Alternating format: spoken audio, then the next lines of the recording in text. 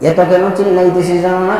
তুমি যে আমার কাছে জমি বিক্রি করেছো, এই কলস যে জমির ভিতরে রেখেছো, আমি যদি কলস যদি উপভোগ করে খাই, আমানতের খেয়ানত হবে, আল্লাহর আদালতে কিয়ামতের দিন দাঁড় হইতে হবে।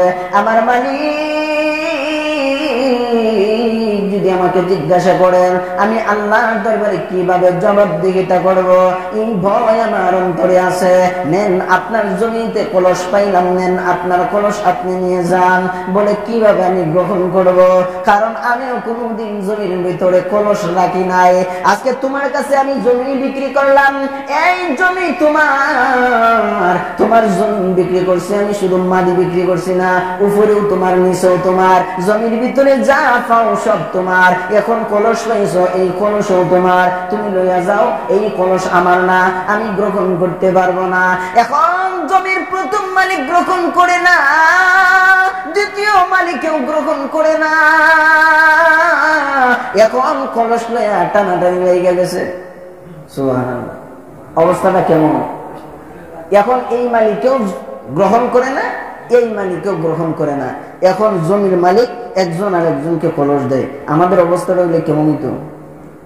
কলস যেহেতু পাইছে আমার ওই, আর যদি ফিরত দিয়াও লাই, যদি এমন একজন তাকওয়ালা মানুষও হয় যে জমির মধ্যে পাইছে, এখন যে বেটার কাছ থেকে কিনে রাখছে, ওই বেটাকে, ওই বেচারাকে যদি কলস দিয়া দেয়, এই বেটা কইব ঠিক হয়ে আছে, আমি না রাখলেও মনে আমার বাপ দাদা রাখছিল।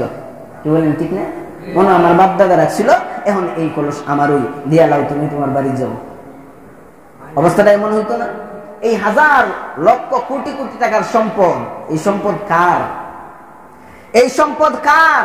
আমিও নিতে চাই না, হে বেচারাও নিতে চায় না। দুজনে যেহেতু নিতে চায় না, একটা ফয়সালা হওয়ার দরকার না? যাও, কাজী সাহেবের কাছে যাই, বিচারকের কাছে যাই, বিচারক বিচার করে যেই ফয়সালা দিব, মানতে রাজি আছো? হে কয় হ্যাঁ ঠিক আছে, দুজনই মানতে রাজি আছে, তাহলে চলো বিচারকের কাছে যাই। বলেন আমগার এই পর্যন্ত যাইল নি? কাজী পর্যন্ত যাইব?